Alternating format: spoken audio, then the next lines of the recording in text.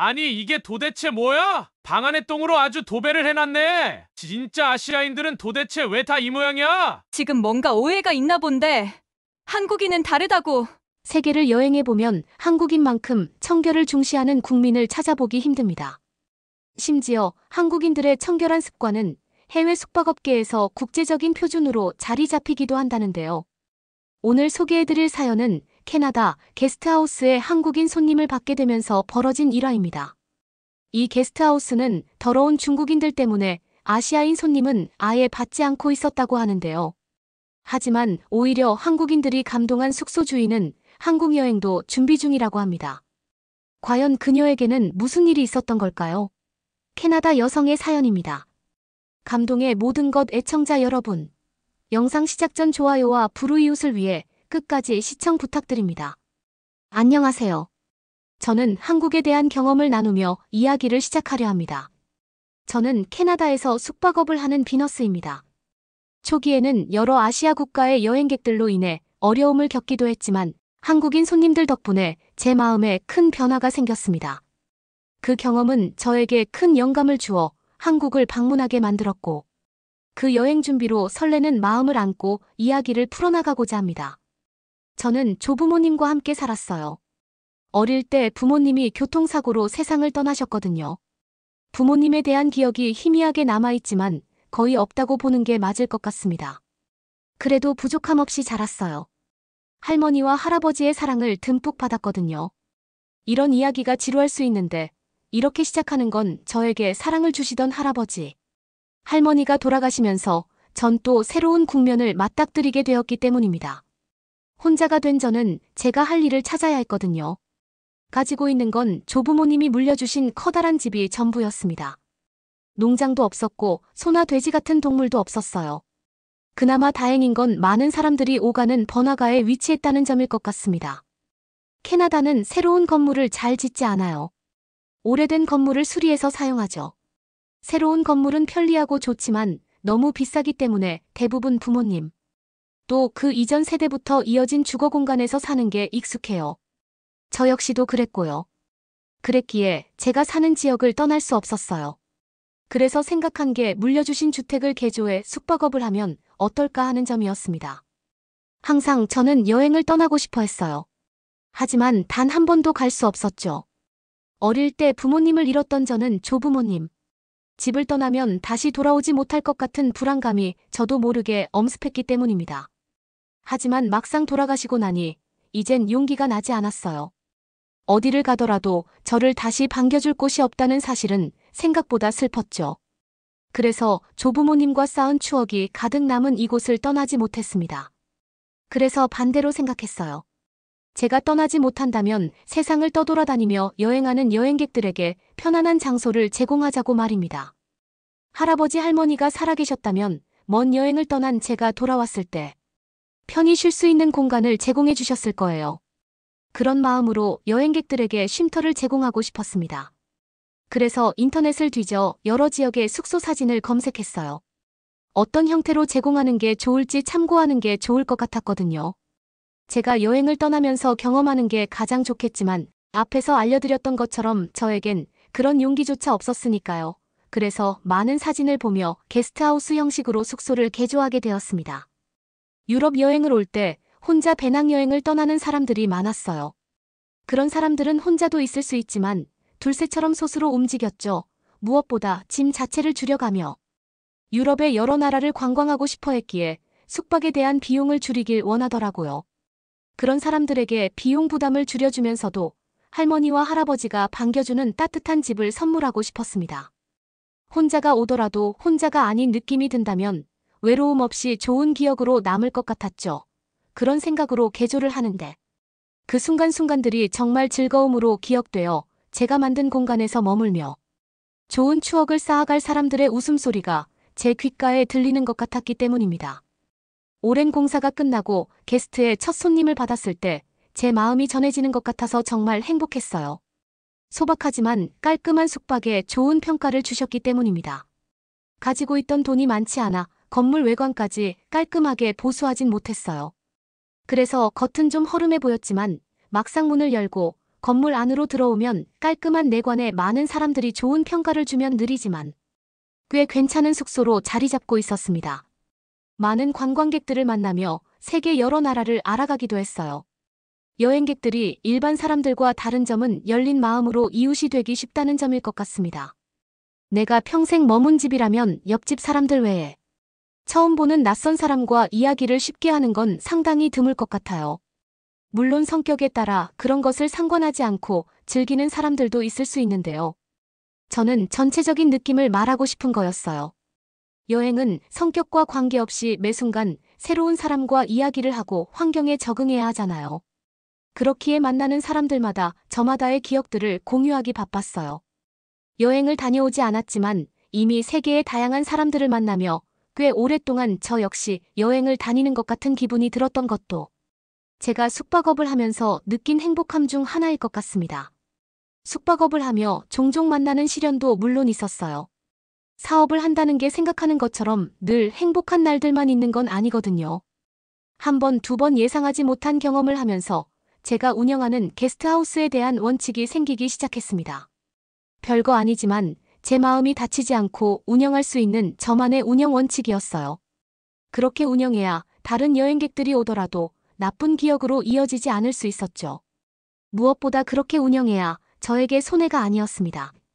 이렇게 제 나름대로 핑계거리를 만들어가며 원칙을 설명하니까 되게 까다로울 것 같다고 걱정하시는 분들이 계실 것 같은데요.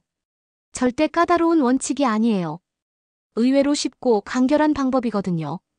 그건 바로 중국인은 절대 손님으로 받지 않는다는 점이었습니다. 5년 가까이 운영하면서 입소문이 나서 한 달 중 90%는 게스트하우스가 꽉 찰 정도로 운영이 잘 되고 있었거든요. 하지만 꼭 문제가 생길 때마다 그 중심에는 중국인들이 있었어요.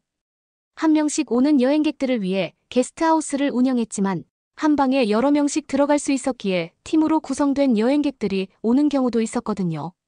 인원당 금액이 측정되기 때문에 저에겐 불리한 조건이 아니었어요. 오히려 한 번에 많은 인원이 올 수 있어서 운영에는 더 편리한 부분도 있었습니다. 그래서 초반에 아무것도 모를 땐 정말 좋았어요. 하지만 점차 우연히 필연이 되면서 중국인들은 받지 말아야 한다는 걸 알게 되었습니다. 그들은 다른 사람을 생각하지 않았어요. 늦은 밤까지 시끄럽게 굴었죠. 그리고 방을 하나로 빌려서 한 방에서 대여섯 명이 생활하게 되는 건 어떻게든 막아야 했습니다. 정말 지저분하게 사용했거든요. 게스트하우스는 머무는 동안 크게 청소를 해주는 건 없었어요. 기본적으로 쓸고 닦는 걸 해줄 수 있지만 한 방을 빌리는 경우는 좀 달랐죠. 왜냐면 그들의 일정을 알지 못하기 때문이에요. 그렇다고 빈 방에 들어가 청소하는 건 원하지 않는 사람들도 있어서 요청을 받을 때에만 청소를 해주곤 했거든요. 중국인들의 경우 청소를 별도로 원하지 않았어요. 그래서 처음 몇 번은 그게 편하다고 좋아했지만 그들이 숙소를 나갔을 땐 저는 울고 싶었습니다. 침대 커버는 다시 사용하기 어려울 정도로 이상한 냄새나 지저분한 것들이 붙어 있었어요. 그리고 분명 공용 화장실도 있고 여러 명이 함께 빌리는 방은 화장실이 딸려 있는 경우도 있는데요. 왜 방에서 큰 볼일을 본 봉지가 몇 개씩 발견되는지는 지금도 이해하기 어려운 부분입니다. 어린아이들이 있어서 기저귀를 담은 것도 아니었고요. 봉지에서 냄새가 나고 형체에서도 인분이라는 걸 알았지만 확인이 필요해 봉지 하나를 뜯은 적이 있는데요. 시간을 되돌린다면 그때의 저를 말리고 싶은 마음입니다. 정말 좋지 못한 기억으로 중국인을 받지 말아야겠다는 다짐을 하게 만들었거든요. 그런 일만 있었던 건 아니었어요.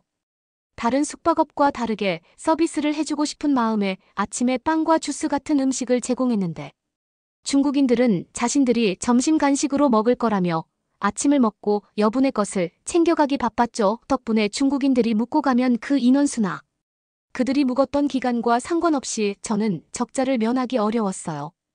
아시아 사람 하니까 일본인들도 빼놓긴 어려울 것 같은데요. 중국인들과 일본인들의 구별이 어려웠던 초기엔 예약하는 대로 모두 받았기에 같은 나라 사람이라고 생각했어요. 언어가 다르다는 건 나중에 인지했고 방을 사용하는 방법도 조금 다르다는 걸 알게 되었습니다. 일본 사람들은 중국인들과 다르게 방을 사용하는 건 깨끗한 편에 속했어요. 그런데 나중에 알았습니다.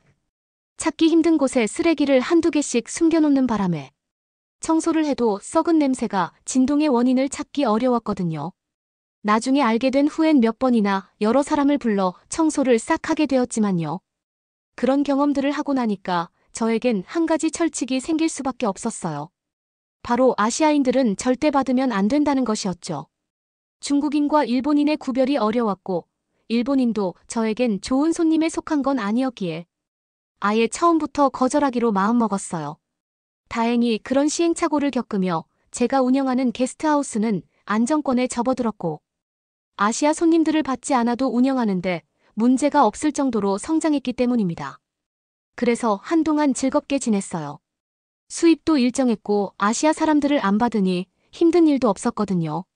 세계 여러 나라 사람들에게 고맙다는 이야기를 들을 때면 이 일을 하길 잘했다는 생각이 들었습니다. 그런데 어느 날 제가 실수를 하고 말았어요. 예약자 명단을 제대로 확인하지 않고 말았죠. 게스트하우스 현관에 아시아인이 서 있는 걸 발견하기 전까지 말입니다. 저는 당황했어요. 아쉽지만 당일 이용 가능한 방이 없다고 말하며 돌려보내려고 했거든요. 그런데 그 사람이 방을 예약한 예약자라는 걸 아는 순간 저는 망연자실하고 말았습니다.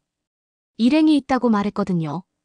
혼자라고 생각해도 받아줄까 말까 한데 3인으로 구성되었고 각자 다른 곳에서 출발했기에 이 숙소에서 만나기로 했다는 말로 저의 간담을 서늘하게 만들었어요. 이 사람이 중국인인지 일본인인지 중요했죠. 차라리 일본인이라면 대청소 한번 제대로 한다고 생각하면 될 것 같았거든요. 제발 중국인이 아니길 바라고 또 바랬습니다.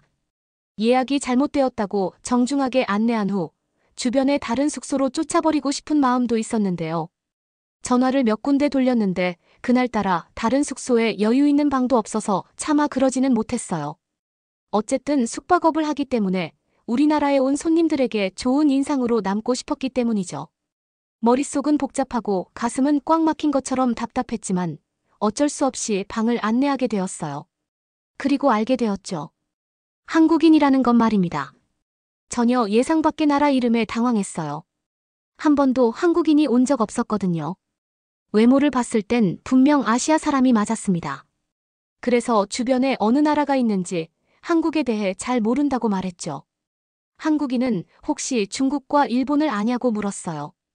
이미 질릴 대로 질렸기에 잘 안다고 답했더니 그 사이에 있는 나라가 바로 한국이라고 말했습니다. 그 순간 제가 어떤 생각을 했는지 짐작이 되실지 모르겠어요. 하필 아시아의 많은 나라 중 중국과 일본 사이라는 게 싸늘하게 느껴지더라고요. 아시아 기피 대상 3종 세트를 선물 받은 느낌이었어요. 무엇이든 한 개는 아쉽고 두 개는 괜찮은 것 같은데 선택의 폭이 넓도록 3가지 정도 선물하면 센스 있다는 평을 받는데요. 저에겐 반대의 의미로 아시아 3종 세트로 중국과 일본에 한국까지 추가될 것 같았어요. 그래서 지인에게 내일 시간을 내달라고 말했습니다. 보나마나 청소를 한창 해야 할 것 같았기 때문이에요. 이미 몇 차례 아시아 사람들을 겪었기 때문에 일주일 정도 머문다고 했었는데 원하지 않더라도 청소는 매일 하겠다고 아예 미리 말해버렸습니다.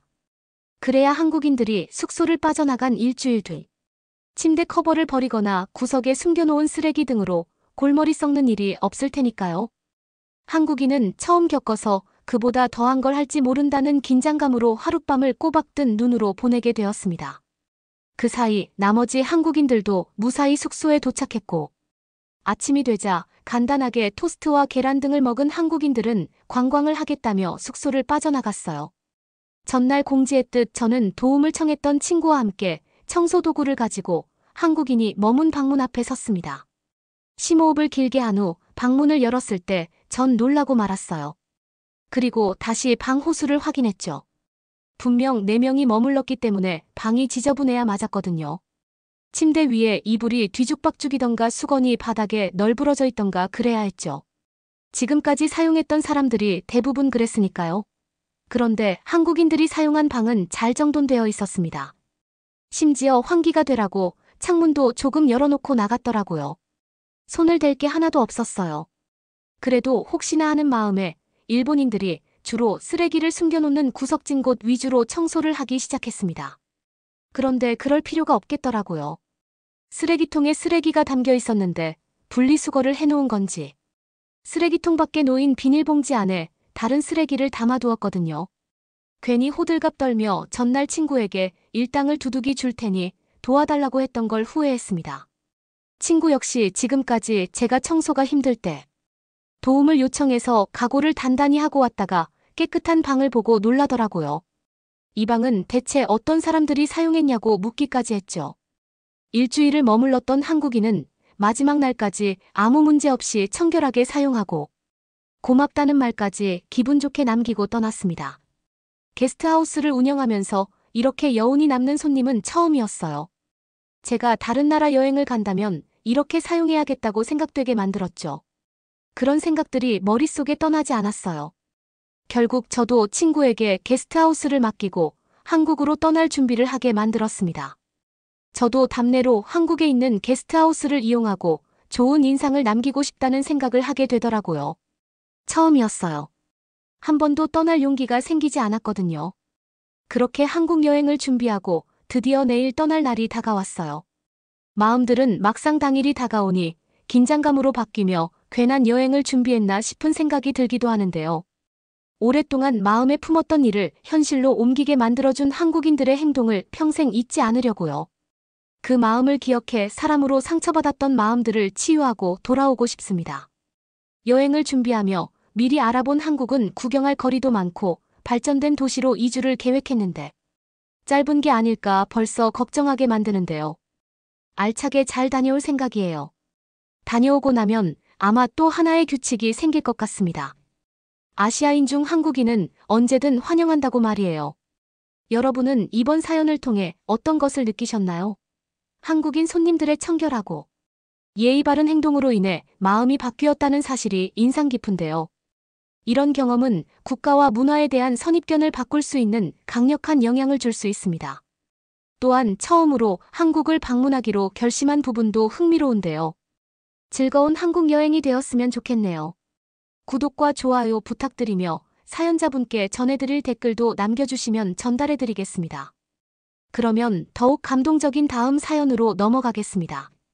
서울의 한 커피숍 카페에 앉은 금발의 한 외국인 여성이 누군가를 초조하게 기다리고 있습니다.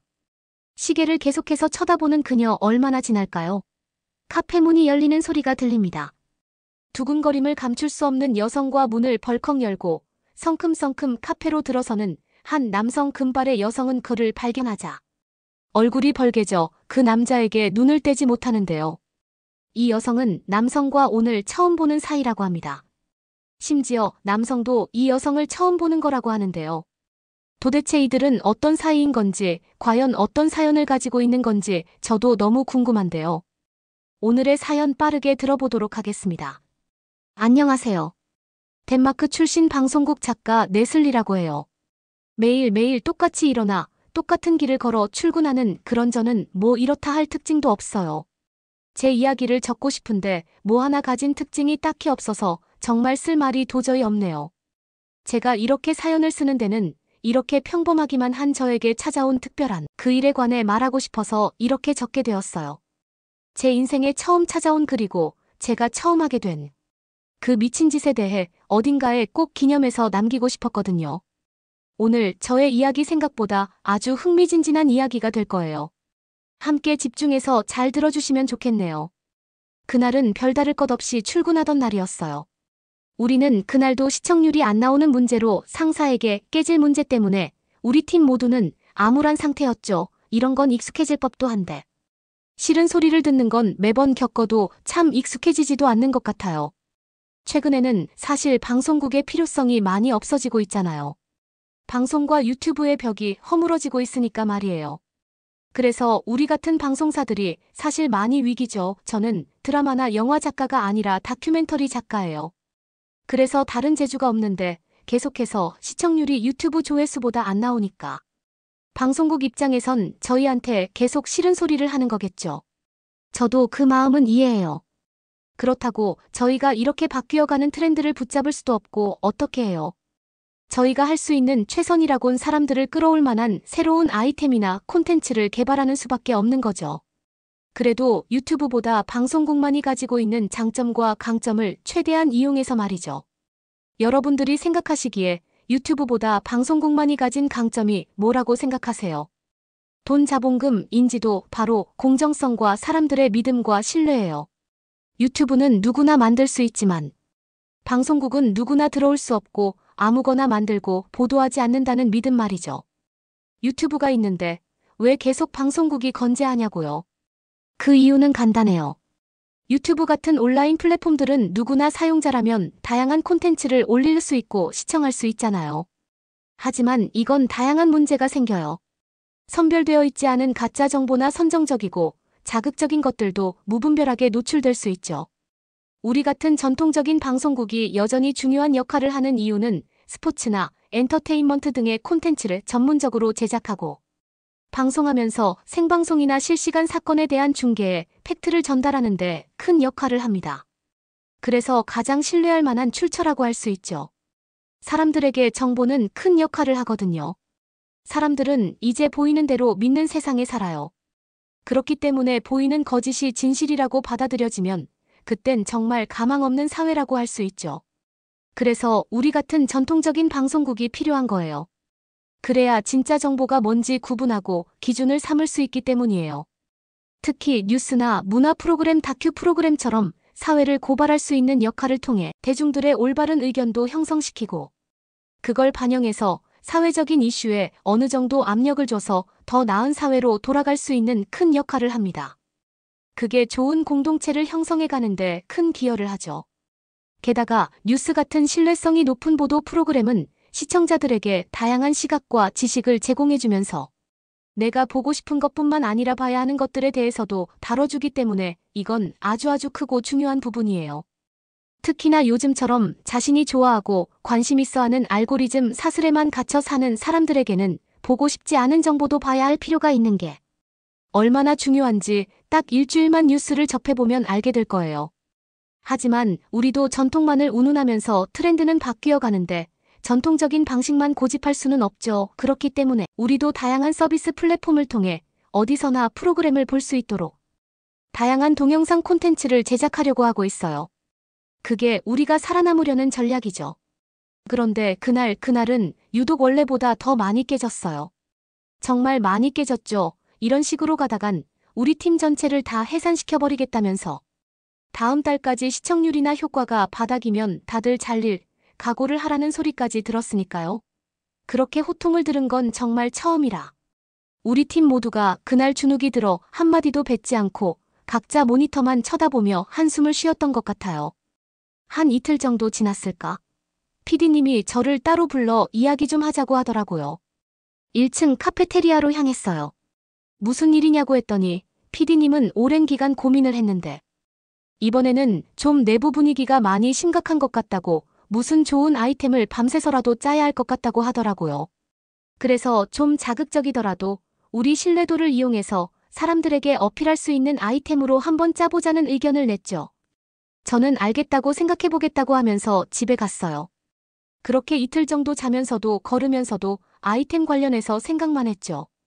그러다가 출근길에 딱 아이디어로 좋은 걸 발견하게 됐는데요. 출근을 하면서 걷고 있는데 정말 어린아이가 길거리에서 혼자 울고 있는 거예요. 그런데 아무도 선뜻 그 아이를 도와주려고 하질 않더군요. 아마 오해받을까봐 그런 걸 거예요. 선의의 마음으로 도와주려고 갔다가도 오히려 범죄자로 몰려 협박당해 합의금을 뜯어내는 사례가 많으니까요. 부끄럽지만 저도 그런 사람 중 하나였어요. 그렇지만 지나칠 수가 없었죠. 아이가 너무 서럽게 울고 있었거든요. 저는 조금 지켜보다가 날도 추운데 더는 아이를 저렇게 두면 안 될 것 같아 경찰에 신고를 했고 경찰이 올 때까지 자리에서 그 아이 주변을 지키다가 경찰에게 잘 인계를 하고 떠나게 되었습니다. 나중에 전화를 받았는데 아이가 사람들이 많아 엄마의 손을 놓치면서 발생한 문제였더라고요. 그런데 저 한 명만 신고를 해줬다며 정말 고맙다고 아이의 부모가 저에게 사례를 좀 하고 싶다고 하더라고요. 저는 그렇게 창피하고 부끄러울 수가 없었어요. 제가 더 빠르게 도와줬다면 아이가 더 빨리 무서움도 가라앉히고 부모님을 만날 수 있었을지도 모르는데 제 걱정만 하느라고 아이와 부모까지 마음 섞인 자체가 창피해서 도저히 그 사례를 받을 수 없겠더라고요. 저는 아이만 무사하면 됐다고 전했죠. 아무튼 그 일이 있고 나서 저는 번뜩이는 아이디어가 떠올랐습니다. 그건 바로 나라별로 어려움에 처한 사람들에 대한 행동 몰래카메라를 관찰하는 콘텐츠를 기획하게 된 거죠. PD님은 저에게 이거 대박이라며 이거 정말 엄청난 반응이 있을 것 같다는 말을 하면서 칭찬을 해줬어요. 우연한 기회로 생각나게 된 아이디어지만 이 아이디어는 곧 큰 성과를 내게 되었어요. 가장 먼저 찍은 건 가장 유동인구가 많은 지하철역 앞. 출퇴근 시간에 어려움에 처한 어린이 그리고 임산부였는데요. 안타깝게도 너무도 많은 사람들이 안 도와주는 걸로 오히려 이슈가 되고 말았어요. 하지만 이게 완전히 이슈가 되긴 해서 사람들 입에 오르내리고 완전 초대박이 났죠. 조회수도 엄청 낮았고 방송국의 다음 편이 언제 나오는지 문의 게시글로 도배가 되었을 정도니까요. 그렇게 다음 편을 찍을 곳을 찾기 위해 우리는 여러 나라를 보기로 했어요. 원래 취지 자체가 한 나라가 아니라 한 상황에 여러 나라의 대처 방법을 비교하는 게 주 콘텐츠였으니 우리는 그에 걸맞은 후보지들을 출연했죠. 골라낸 곳은 중국과 한국, 일본, 영국 이렇게 4국가였습니다. 왜 그 국가로 했냐면 특파원이 가 있는 나라기 때문에 제작비를 줄일 수 있는 장점이 있었고 사람들이 가장 관심을 두고 친숙한 곳 중 대비되는 문화권을 고르게 된 거죠. 저는 대본과 상황을 적어보내면 다른 스태프들은 현지에 가서 촬영을 해서 보내주기로 했어요. 저와 PD님은 함께 방송국에서 콘텐츠와 자막 구성까지 생각하며 밤낮 없이 작업에 몰두하기 시작했어요. 가장 먼저 영국과 중국에서 촬영이 진행됐고 그 다음으로는 일본 촬영을 한 뒤 마지막이 한국 촬영이라고 했죠.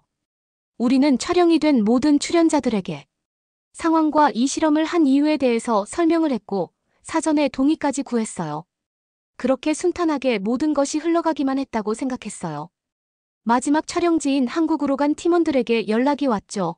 이거 대본 다 바꿔야 할 것 같아. 우리가 예상했던 시나리오랑 아예 달라라고 하는 거예요. 저는 그게 무슨 소리냐고 우리가 다양한 상황별로 대본을 짜서 주지 않았냐고 그대로 촬영해주면 된다고 했죠. 이게 실험 카메라라 대사가 있는 건 아니지만 상황별로 어려움에 처한 역할을 하는 출연자가 하는 말이나 이끌어 유도해야 하는 상황 등은 몇 가지 플랜으로 적어뒀거든요. 그런데 현장팀들이 긴급 상황이 생겼다며 촬영을 도중에 중지해야 할 것 같다고 급하게 연락이 왔어요. 저는 그럼 우선 상황을 설명하고 촬영을 중지하고 촬영한 본을 어서 확인하게 보내달라고 했죠. 정말 초조한 마음으로 기다렸어요. 영국, 중국, 일본까지 무사히 촬영을 잘 마쳤는데 한국이 왜 발목을 잡나 싶었죠. 그렇게 초조하게 PD님과 둘이 촬영본을 기다리고 있는데 메일이 도착했어요. 우리는 서둘러 확인할 수밖에 없었는데요. 파일을 열어본 이후에 저는 예상치도 아니 상상도 못했던 광경을 보고 정말 경악하고 말았습니다. 한국에서는 다른 나라와 동일하게 2가지 상황이 주어졌어요. 장애가 있어 이동에 불편함이 있는 사람인데 짐을 힘들게 옮기는 상황과 어린아이가 우는 상황 둘이 똑같이 세팅했어요. 우리가 세팅을 시작한 곳은 서울의 한 지하철 역사 내부였어요. 거기서 처음 세팅되어 몸이 불편해 보이는 남자가 짐을 어렵게 이동시키며 밖으로 나가려고 하는 상황이 시작되었죠. 우리가 따로 섭외한 연기자는 정말 감쪽같이 훌륭하게 연기했는데요. 시작한 지 5분도 안 돼서 상황은 종료되고 말았습니다. 실험이 시작되자마자 거의 동시에 바로 한국인들은 다가와 그 출연자를 도와주기 시작했습니다. 우리가 섭외한 출연자는 외국인이라 대화를 잘 못하는 상황인데도 그런 걸 전혀 상관하지 않고 국적이나 나이, 성별은 관계없다는 듯 서슴없이 도와줬죠. 우리가 세팅한 상황이 너무도 과한 설정이라 그런 건가 하고 지켜봤는데 몇십 분 후 다시 시작을 해도 여전히 한국 사람들은 그렇게 도움을 주더군요. 보고 있는데 믿기질 않더라고요. 우린 다른 케이스의 세팅 케이스를 살펴보기로 했습니다. 그런데 충격을 받은 게 이것 때문이었어요. 어린아이가 역사 앞에서 우는 상황이 펼쳐졌습니다. 사람들이 너무 많아서 소리가 시끄러웠어요. 아이의 목소리가 사람들에게 행여나 안 들릴까 걱정이 되더라고요. 아이가 울고 있을 때 그 옆에 서서 통화를 하던 한 남성이 통화를 하다가 유심히 아이를 쳐다보기 시작했어요. 그러곤 전화를 끊고 아이에게 다가가 무슨 일인지 묻고 주머니에서 쿠키 같은 걸 꺼내 아이를 안심시키는 듯 보였어요.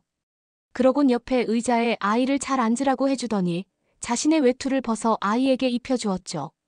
그러고 어디론가로 전화를 걸더라고요. 그러더니 아이와 옆 노점상에서 무언가 사더니 비눗방울 기계를 사서 장난을 치는 거 아니겠어요. 저는 저게 뭐 하는 건가 싶었어요. 그 남자 얼굴을 보니까 아이와 진심을 다해 놀아주고 있더라고요. 게다가 그 아이까지 연기가 아니라 진짜로 웃고 있는 모습을 보고 말았죠. 저는 무언가에 빠져버린 것처럼 화면 속을 뚫어지게 지켜봤습니다. 저뿐 아니라 현장에 있는 모든 스태프들도 그랬나 봐요. 원래는 어느 정도 확인이 되고 나면 현재 촬영 중이라고 출연자에게 설명을 하고 딱 끊어야 하는데 다들 너클 잃고 보느라고 그걸 끊지 못한 채 한국 경찰이 도착하고 말았죠. 그래서 긴급 상황이라 연락이 온 거고 일이 갑자기 심각해지고 말았습니다. 그제야 현장 스태프들이 투입돼서 이 상황들을 설명했고 신분을 인증하고 아이의 부모님까지 확인되고 나서야 일이 해결되고 말았어요. 한국 경찰들은 정말 철저히 검사하더라고요. 우리 방송국과 신분까지 모두 다 몇 중으로 확인했나 모르겠어요. 우리는 경찰과 출연자 모두에게 정말 죄송하다며 사정을 설명했죠. 그런데 그 남성은 재미있는 추억이 될 것 같다며 괜찮다고. 그럼 아이 걱정을 안 해도 되는 거냐고 끝까지 아이 걱정을 했다고 해요. 그리고 어차피 한국에서는 이런 일이 있으면 누구든 무조건 도와줄 거라 실험을 해봐도 같은 결과일 거라고만 했다네요. 자기가 특별한 게 아니라 누구든지 똑같을 거라면서요. 혹시 몰라 추후에 방송이 될 때 한 번 더 연락을 하겠다며 연락처를 받았고 그렇게 그 출연자와 헤어졌다고 했죠. 큰일 날 뻔했는데 그걸 해결하고 촬영본들이 모두 다 도착했어요. 생각보다 촬영본이 많더라고요. 그런데 다른 나라에서 온 촬영본들은 솔직히 다 같은 상황처럼 보이더라고요. 촬영한 것들은 많은데 다 같은 반응이었어요. 앞서 제가 말했던 것처럼 다들 엮이고 싶지 않아 도움을 주지 않고 외면하는 태도를 보였죠. 완벽한 촬영 편집본을 만들기 위해서 촬영본을 보고 또 봤어요. 드디어 한국 차례가 왔는데요. 다시 한국에서 찍은 내용들을 보고 있는데 마치 짠 것처럼 무슨 연기 대본이 있는 것처럼 한국 사람들이 도와주는 모습은 정말 마치 드라마 한 장면 같더라고요. 저는 다시 그 비눗방울을 해주는 장면을 보게 됐어요. 봐도 믿어지질 않았죠. 분명히 이게 촬영이라는 걸 알고 찍은 것 같다는 의심이 생겼죠. 그렇게 며칠간 몰두해서 PD님과 함께 편집을 한 끝에 최종본이 완성되었습니다. 원래는 작가가 편집까지 참여하지는 않지만 이건 워낙 중요한 거라 함께 제작하게 됐어요. 그렇게 며칠 동안 붙어 있어서 그런가 이상하게 PD님이 저와 대화를 하고 싶어하고 전화나 메시지로 말해도 되는 건데 자꾸 만나서 해야 할 이야기가 있다는 핑계를 대는 느낌이 들었죠. 점점 더 느낌이 이상했어요. 뭔가 싸한 기분이랄까요? 역시 불안한 예감은 현실이 될 가능성이 높은 것 같아요. PD님이 저를 만나자고 하더라고요. 프로그램 관련하고 싶은 말이 있다면서 말이죠. 왜냐면 공개되고 나서 사람들의 반응이 완전 폭발적이었거든요. 그래서 우리 팀이 이전보다 훨씬 좋은 대우를 받을 수 있게 됐다고 하면서 완전히 신나 있었어요. PD님은 그러면서 다 제 덕이었다며 제 아이템이 아니었다면 이럴 수 없었을 거라면서 고맙다는 말을 하더라고요. 회사에서 보너스를 받을 사람을 추천해달라고 했는데 당연히 제 이름을 이야기하겠다며 어떻게 생각하냐고 그랬어요. 저는 그럼 그냥 말하면 되지 왜 굳이 만나서까지 이렇게 이야기를 하는 건지 물었죠. 그러자 PD님은 저에게 왜 그런지 아직도 모르겠냐며 본인이 좋아하는 마음을 여태껏 왜 눈치채지 못했냐고 갑자기 뜬금없는 고백을 하더라고요. 저는 너무 당황스러워서 어찌해야 할지를 몰랐어요. 그래서 우선은 이거는 너무 부담스럽고 일반적인 고백 같다며 난 동료 이상으로 생각해 본 적이 없다는 이야기로 조심스럽게 거절을 했습니다. 그런데 여기서 열받는 일이 생겼어요. 갑자기 저한테 그런 보너스 받을 사람에서 저를 제하고 다른 사람으로 집어넣겠다는 협박 같은 강요를 하더라고요. 진짜 확 짜증나는 거 있죠. 제가 거절하니까 이번 프로젝트에서 이젠 빠져도 될 것 같다는 말까지 했어요. 이런 치사한 인간이 나에게 좋아한다고 한 것도 너무 짜증나더라고요. 우리 콘텐츠는 입소문을 타고 더 화제를 모으기 시작했어요. 사람들은 특히 한국 그 남자에 대한 반응이 뜨거워졌죠. 그 남성이 굉장히 잘생겼었거든요. 요즘에 K 콘텐츠도 그렇고 한국 남자들에 대한 환상이 있거든요. 그런데 딱 그 남성은 그 환상에 맞는 외모에 완벽한 성격과 인성까지 갖추고 있었기 때문에 난리가 날 수밖에 없었죠. 게다가 패션 센스까지 완벽해서 SNS에 그 남자가 입은 옷 브랜드까지 분석할 정도였어요. 저는 일을 하는데도 도통 손에 잡히질 않는 거예요. 그 남자가 자꾸 머릿속에 맴돌았거든요. 그 남성이 아이와 함께 진심으로 웃으며 노는 그 모습을 봤을 때 태어나서 처음 느껴보는 그런 감정이었거든요. 마음이 쿵 요동치면서 심장이 두근거리기 시작했거든요. 그런 감정은 정말 처음이었어요. 저는 호기심이 생겼죠. 그러고 반신반의하는 마음도 있었어요. 세상에 그런 남자는 없을 거라는 생각이요. 방송인지 알았거나 아니면 정말 특이하게 1000명 중 1명꼴로 천사 같은 사람이거나 일 거라고 생각했어요. 저는 다음 후속으로 그 남자 인터뷰를 찍어오는 게 어떤지 방송국에 제안을 했고 다들 흔쾌히 그러자고 했어요. 촬영팀만 가기로 했는데 저는 직접 만나보고 싶은 생각이 들어 이번엔 제가 직접 만나서 인터뷰를 하고 싶다는 말을 했죠. 제가 간다고 하니까 PD까지 따라간다고 하더라고요. 아직도 질척거리고 포기를 안 했더라고요. 저는 그래도 이건 일이니까 거절할 수 없이 함께 가게 되었어요. 그렇게 한국으로 촬영팀과 저와 PD 이렇게 함께 갔죠. 연락을 통해 그 남자와 만나기로 약속을 잡았고 한 카페를 대관해서 그 남자가 들어오는 순간부터 자연스럽게 촬영을 하기로 했어요. 그 남자분에게는 모든 상황에 대한 설명을 사전에 하고 동의를 구했습니다. 다양한 각도로 찍느라 많은 장비를 챙겨서 떠나게 되었습니다. 저는 정말 일하는 마음 반 그 남자가 궁금한 마음 반으로 공항에 도착했는데 PD는 무슨 놀러가는 사람처럼 책임자라는 사람이 한껏 꾸미고 왔더라고요. 그러고 또 제 옆 좌석에 앉아가는데 정말 불편해 죽는 줄 알았어요. 왜 그렇게 포기도 안 하고 질척거리는지 그냥 최대한 무시하기로 했죠. PD는 저에게 어떤 음식을 좋아하냐, 취미는 뭐냐, 어떤 남자 스타일이 좋냐 등 이야기를 하길래 이번에 본 딱 그 남자가 내 스타일인 것 같다고 말했죠. 그러자 PD는 저에게 그 한국인 사람들이 멋있다고 난리인데 도대체 뭐가 멋있는 건지 모르겠다며 그 남자 험담을 하기 시작하더라고요. 그 남자보다 자기가 낫지 않냐며 한국 남자는 그거 다 가식이고 사람들이 생각하는 한국 남자는 다 꾸며낸 것들일 뿐이라는 소리만 했어요. 끝날 줄 모르는 한국과 한국 남자들의 험담은 계속됐어요. 연봉도 쥐꼬리만 하고 우리나라보다도 못 살고 돈은 내가 더 많이 번다며 경제적으로도 지능적으로도 내가 한국 남자보다 못한 게 없다는 소리만 하더라고요. 저는 그냥 그 소리를 흘려버리는 듯 듣지 않고 있었어요. 한국으로 도착하기까지 얼마나 기다렸는지 몰라요. 드디어 PD 옆자리를 피해 일어날 수 있었죠. 저는 도착하자마자 빠르게 일어나서 짐을 챙겨 후다닥 밖으로 나갔습니다. 우리는 한국에 도착한 생생한 현장을 담기 위해 한국 공항에 입국을 하고 나서 짐을 찾아 액션캠으로 그 과정들을 남기기 시작했는데요. 한국 공항은 화면으로 남길 게 차고 넘치더라고요. 엄청난 공항의 규모는 촬영 콘텐츠를 남기기에 충분했어요. 게다가 한국 공항의 직원들이 얼마나 친절한지 한국 사람들은 왜 이렇게 친절할까 싶더라고요.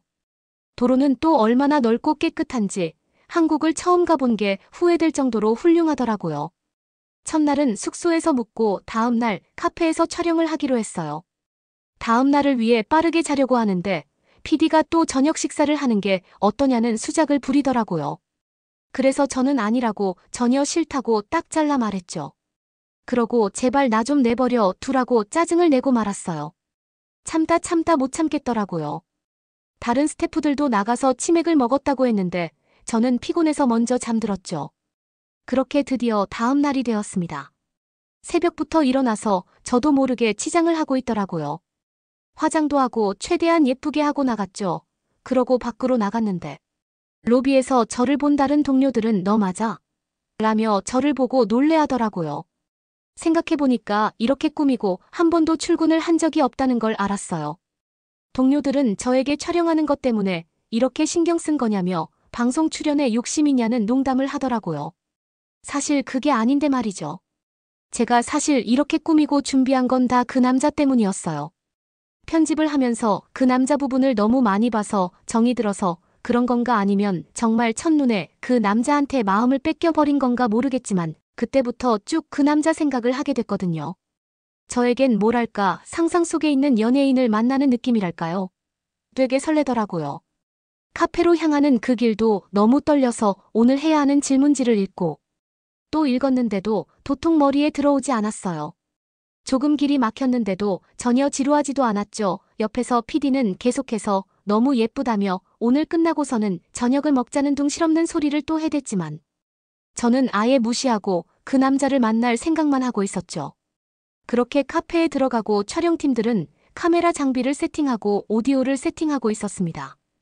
저는 한 번 더 가볍게 오늘 질문해야 할 것들을 살폈고 너무 빨리 도착해서 그런가 시간이 너무 안 가는 것 같았어요.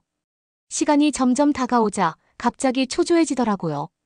다리를 떨고 손으로 테이블을 톡톡 떠는 이상한 행동을 하기 시작했죠. 누가 봐도 긴장된 모습이었을 거예요. 동료들은 저 구석 공간에서 모니터를 하고 저만 테이블에 앉아서 인터뷰를 하기로 했어요. 그래야 최대한 남자가 편안하게 인터뷰할 수 있을 테니까요.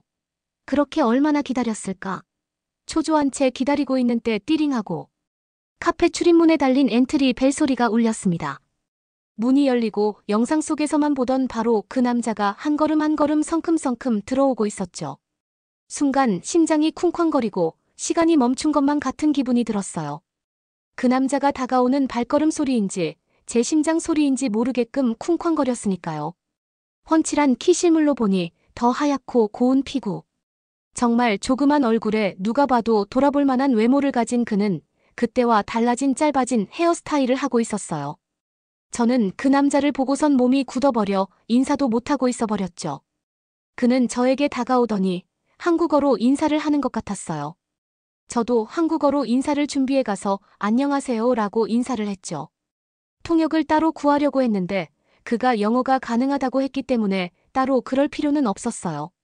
저는 무슨 말부터 해야 할지 모르고 머릿속이 하얘지고 말았는데요. 그와 저는 테이블에 앉아 아무 말 없이 한참을 앉아 있었던 것 같아요. 그는 제 이름은 태수예요라고 하더군요. 아, 그제야 통성명도 하지 않았다는 걸 깨달았죠. 저는 엉뚱하게도 완전 엉뚱한 답변인 헤어스타일이 달라졌네요. 잘 어울려요 라는 요상한 말이 튀어나와 버렸습니다. 뚱딴지 같은 저의 답변을 화면으로 보고 있던 다른 동료들이 지금 뭐 하는 거냐며 야유가 빗발쳤죠. 특히 PD가 정말 심했어요. 저희는 멀리 떨어져 있어서 무전기인 인이어를 끼고 소통을 하기로 했는데 귀에 낀 인이어 안으로 PD가 뭐라 하는 잔소리가 계속해서 들리더라고요. 정신 차리고 얼른 촬영을 진행하라며 짜증 섞인 목소리가 들려왔죠. 그 소리를 듣고서야 빨리 진행을 해야지라는 생각이 들더라고요. 우선 저는 뭐부터 마시겠냐고 물었고 형기 씨는 아이스 아메리카노를 골랐고 저도 같은 걸로 먹겠다고 했죠. 저는 사실 따뜻한 음료만 마시거든요. 그런데 그때 정말 무슨 정신이었는지 모르겠어요. 난생 처음 차가운 음료까지 시켜버렸어요. 저는 어렵게 정신을 차리고 해야 하는 질문들을 이어갔는데요. 그는 현재 평범한 직장을 다니고 있는 회사원으로 그날도 그냥 원래 달콤한 군것질 거리를 좋아해서 주머니에 있었던 것뿐이라 아이에게 건넸던 거고 아이를 도와줘야겠다는 생각뿐이었고 전혀 촬영인 줄 생각도 못했다고 하더라고요. 이야기를 하면서 특이한 게 있었는데 그는 음료가 나오고서도 제 음료까지 저에게 가져다주고 빨대도 저에게 가져다주더군요. 그러고 제가 먹다가 좀 흘렸는데 빠르게 카운터로 향해 냅킨을 받아 저에게 건네주는 걸 복원 설정이 아니라 그는 원래 이렇게 좋은 사람이라는 게 느껴졌죠. 인터뷰를 하는 그 시간이 한동안 지속되긴 했는데 너무 빠르게 흘러간 것 같아요. 분명히 낯선 사람이었는데 그를 오랫동안 영상으로 봐서 그런지 경계심도 없고 국적이 다른 어떤 장벽도 전혀 느껴지질 않았어요. 그는 제가 질문자인데도 즐겁게 대화를 나눴고 진심으로 질문 하나하나에 웃으며 대답을 해줬어요. 아쉽게도 그와의 인터뷰가 끝났고 이제 헤어질 시간이 되고 말았습니다. 우리는 촬영에 대한 감사를 표하면서 출연료 지급에 관련한 문제를 이야기해야 해서 추후에 또 연락을 하겠다고 했죠. 출연료 굳이 받지 않아도 된다고 했지만 저는 한 번 더 그와 연락을 할 수 있는 기회기도 해서 무조건 이건 받아야 하는 절차이기도 하니까 꼭 다시 연락을 드리겠다고 강조했죠. 저의 확고한 태도에 그도 살짝 당황해하면서 알겠다고 하곤 그렇게 한국에서의 촬영 일정이 순식간처럼 느껴지게 끝나고 말았습니다. 다시 회사로 돌아가는 비행기 안에서 왜 그렇게 아쉬웠던지 너무 돌아가기 싫었어요. 이미 제 머릿속 안에는 일을 하는 것보다 현기 씨에 대한 생각뿐이었죠. 다시 회사에 도착해 자막을 작성하며 구성을 짜고 있는데 그가 챙겨주던 냅킨 걸어오던 모습 모든 것이 눈앞에 아른거려서 일에 도저히 집중이 되질 않았습니다. 저에게 이런 일이 찾아오다니 태어나 처음 느끼는 감정과 마음에 어떻게 해야 할지 모르겠더라고요. 제 주변에는 늘 남자들이 많았거든요. 저를 좋다고 하는 동료들도 많았지만 아무에게도 호감이 느껴지지 않았는데 누군가에게 한눈에 반한다는 게 무슨 말인지 이제야 정확히 알아버린 것 같았어요. 출연료 지급 문제를 위해 현기 씨에게 연락을 하게 되었습니다. 인터넷에게 감사하다는 생각이 들더군요. 그와 연락을 할 수 있다는 게 그렇게 반가울 수가 없었으니까요. 그는 잘 지냈냐며 다정하게 저의 안부를 물어줬는데 일상적인 대화와 근황에 대해 이야기를 하다 보니 너무 즐겁더라고요. 저는 그게 사랑이라고 확신했죠. 현기 씨의 마음이 어떨지는 모르겠지만 제 마음은 더 이상 헷갈리지 않아도 될 것 같았어요. 저는 현기 씨에게 이번 주말에 뭘 하냐고 물었고 그에게 데이트 신청을 하기로 했습니다. 그냥 직진을 하기로 한 거죠. 어떻게 될지는 모르겠지만 아무것도 하지 않으면 평생 후회할 것만 같았어요. 저는 그동안 한 번도 쓰지 않았던 휴가를 몰아쓰기로 결심하고 그렇게 다시 한국행을 택했습니다. 현기 씨는 아무것도 할 게 없다고 했고 저는 한국에 갈 일이 있다고 핑계를 댄 후 같이 점심을 먹자고 제안했죠. 제가 본인 한 명 때문에 거기까지 간다고 알면 얼마나 부담스럽겠어요. 그럴까봐 그냥 핑계를 댄 건데요. 그는 흔쾌히 알겠다고 해줬어요. 그래서 저는 제가 꾸밀 수 있는 최대한으로 한껏 꾸미고 다시 현기 씨를 만나게 되었습니다. 남산이라는 곳에서 만나 밥을 먹고 함께 걸으며 경복궁이라는 곳도 산책할 수 있었어요. 그와 있는 시간은 너무 즐거워 정말 시간이 1시간이 1분처럼 흐르더라고요. 그와 이야기를 하면 할수록 현기 씨는 정말 따뜻하고 배려심도 많고 유쾌한 사람이었어요. 자전거를 타는 취미가 있는 것도 미술관 가는 걸 좋아하는 취미가 있는 것도 우린 공통점이 많았어요. 저는 솔직하게 제 마음을 고백하기에 지금보다 좋은 타이밍은 오지 않을 것 같았죠. 용기가 있어야 사랑을 얻을 수 있을 테니까요. 눈 딱 감고 그에게 고백을 하기로 했습니다. 처음 볼 때부터 이상한 기분이 들었고 하루 종일 생각이 나기 시작하더니 이 마음을 말하지 않으면 안 될 것 같아서 이야기하게 됐다.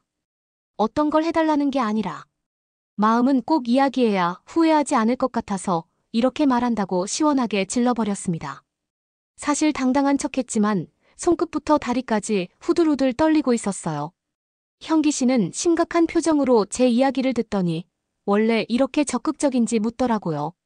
저는 맹세코 태어나서 단 한 번도 이런 적이 없었다고 말했습니다.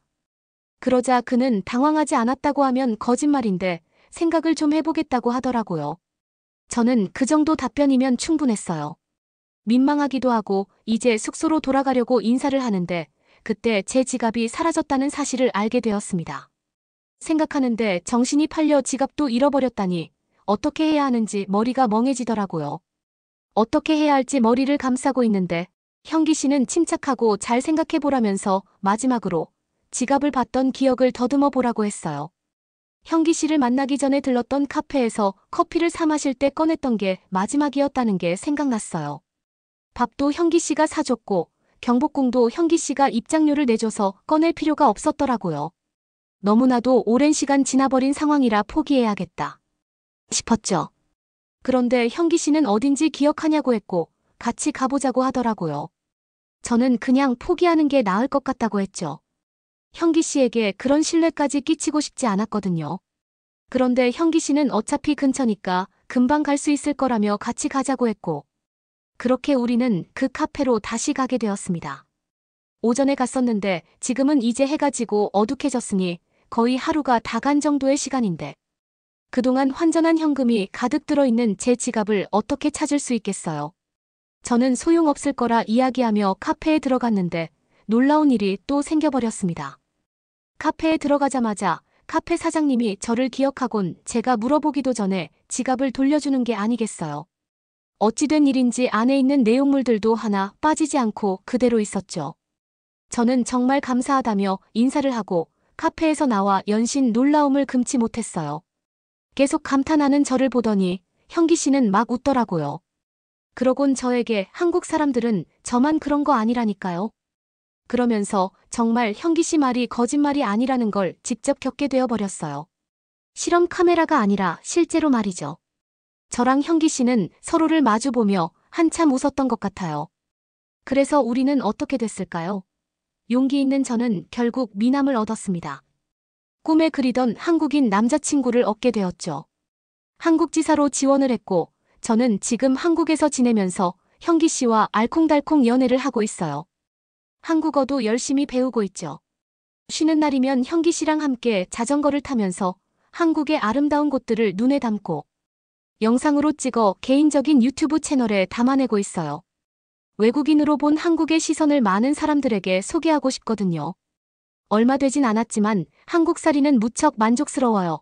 물가는 비싸긴 하지만 정말 그 어느 나라와 도시보다 안전하고 여자가 살기 이만한 곳이 없는 것 같아요. 모든 것이 다 있고 늦은 시간에도 모든 시설을 이용할 수 있고요. 대중교통으로 가지 못하는 곳도 없고 대중교통이 이렇게 안전하고 깨끗한 곳은 없을 거라 확신해요. 한국에서 사는 날이 많아질수록 한국의 진가에 대해 점점 더 알게 되고 있는데 새로운 한국의 매력을 알게 되는 것도 정말 즐거워요. 한국 사람들은 참 신기해요. 과하게 친절한 것 같아 보이진 않지만 사실은 무심한 듯 다 신경 써주고 있어요. 특히 저 같은 외국인에게는 더 도와주려고 하는 그런 게 있거든요. 식당에 가도 저한테는 이것도 먹어보라며 더 주시는 사장님들도 많고 한국어를 잘 못 알아들을까봐 영어를 섞어서 써주시는 그런 배려도 너무 따뜻해요. 저는 이런 한국인들만의 정서나 사회적인 분위기가 너무 좋아요. 그래서 한국 생활이 정말 너무너무 만족스러워서 언제 돌아가겠다는 계획은 당분간은 없어요. 저는 사실 계획이 하나 있어요. 다니고 있던 회사는 곧 퇴사를 할 예정이에요. 그러고 이전에 해본 적 없는 아예 새로운 직업을 찾을 거예요. 어떤 직업이 새로운 저의 삶이 될지는 모르겠지만 한 가지는 무조건 확실하다고 이야기할 수 있어요. 그건 바로 제 미래에는 현기 씨와 함께 쭉 있을 거라는 거예요. 평범하고 무료하기만 하다고 생각했던 제 삶의 매일이 특별해지게 느껴지게 해 준 이 사랑을 저는 절대로 놓치지 않을 예정이거든요. 여러분들도 망설이고 있거나 머릿속에 맴도는 일이 있으시다면 주저 말고 용기 있게 그냥 질러보세요. 아무것도 하지 않으면 아무 일도 일어나질 않아요. 그리고 혹시 나에게는 아직 이런 일이 없으시다고 낙담하지도 마세요. 이런 운명 같은 일은 생각지도 못한 날 정말 우연히 갑자기 찾아올지도 모르니까요. 여러분은 어떻게 보셨나요? 응원과 격려의 한마디씩을 댓글로 남겨주시기 바랍니다. 사연자분들에게 전달해드리겠습니다. 실제 사연 제보를 받고 있습니다. 채택되신 분께는 작은 선물도 보내드리고 있습니다. 저희의 사연이 여러분의 하루에 작은 힘이 될 수 있었으면 좋겠습니다. 감동적인 사연을 주변 분들과 이야기 나눠보세요. 더욱더 좋은 영상으로 다시 찾아뵙겠습니다.